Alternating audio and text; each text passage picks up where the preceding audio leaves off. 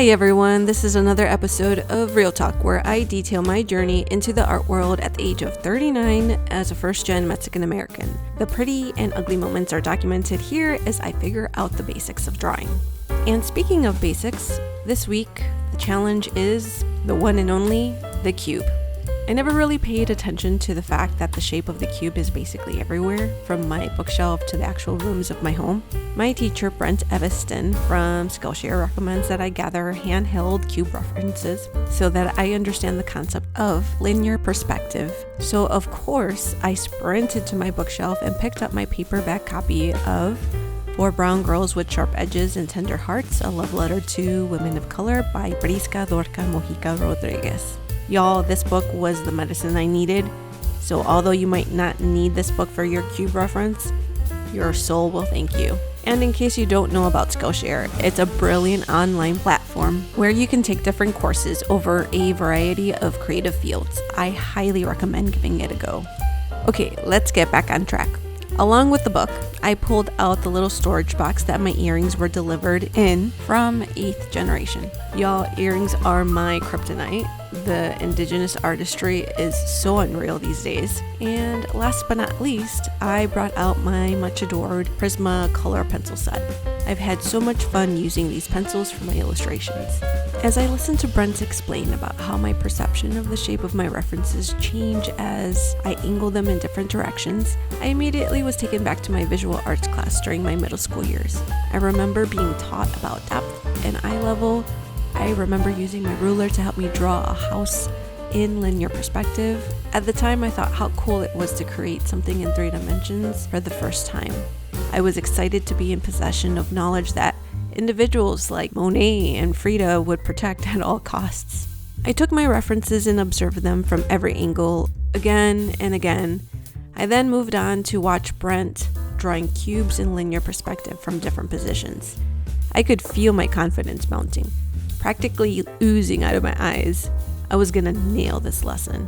Just when I was ready to cut loose and get comfy on my couch to hear about a topic I already knew, I heard the words 2-point perspective.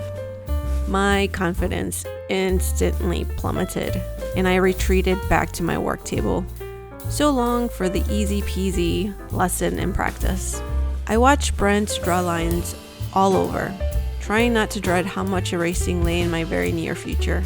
I was instructed to replicate cubes in 1 and 2-point perspective, and if I was feeling super ambitious, Brent encouraged me to practice 3-point perspective. Do you ever feel like your teachers from pre-recorded lessons just know you?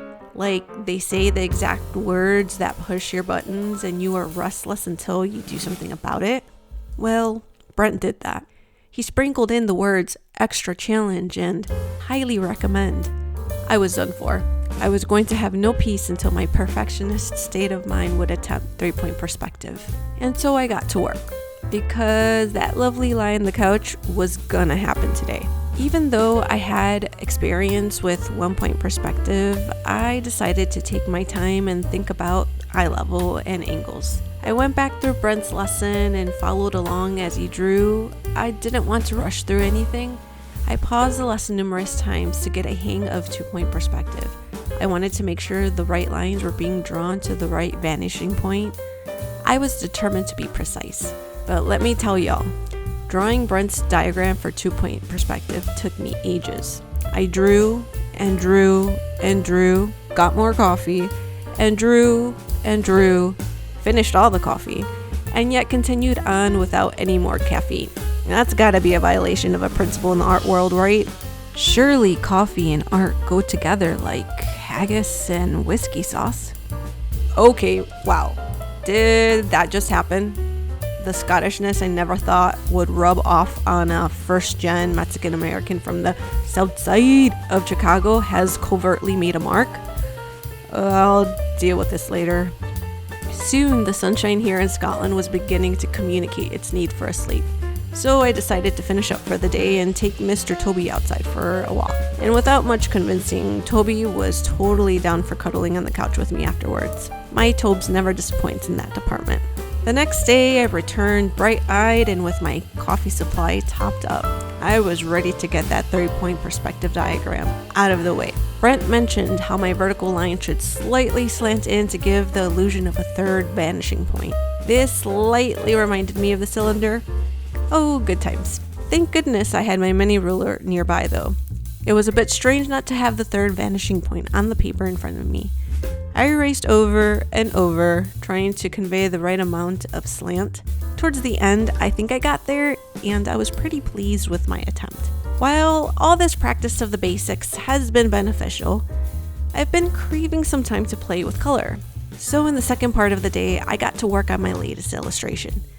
My illustration conveys our glasses-wearing character who is living her best life during autumn. Our character sits in the basket of a bike as she holds open an umbrella. I chose this for her to pay tribute to my urban upbringing. I remember using the spacious parking lots of a steel company to ride my bike without having to worry about traffic. Riding around in zigzags and circles at different speeds and complete freedom with my best pals at the time was pure bliss for me. At the same time, this brings back a memory of my siblings and I traveling to Mackinac Island and renting bikes to ride around the whole island. My sister, since she was so tiny, had to get a 2-seater with my dad. And it was just so adorable watching them paddle, or I should say watching my dad paddle, as my sister pretty much did nothing except for holding on to the handlebars and just enjoying the beautiful summer breeze and the greenery all around us. While this illustration wasn't drawn with linear perspective in mind, I tried to focus on shading to give it more depth, from the pumpkins to the basket to the jumper of our character. Regardless, this illustration brought me joy, and that counts for something, right?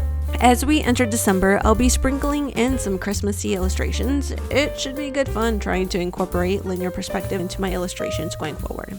Don't worry, y'all. I'll make sure to have my emotional support close by so my spirits remain high. Thanks for watching, everyone. Let's continue to be uncomfortable, but not without coffee.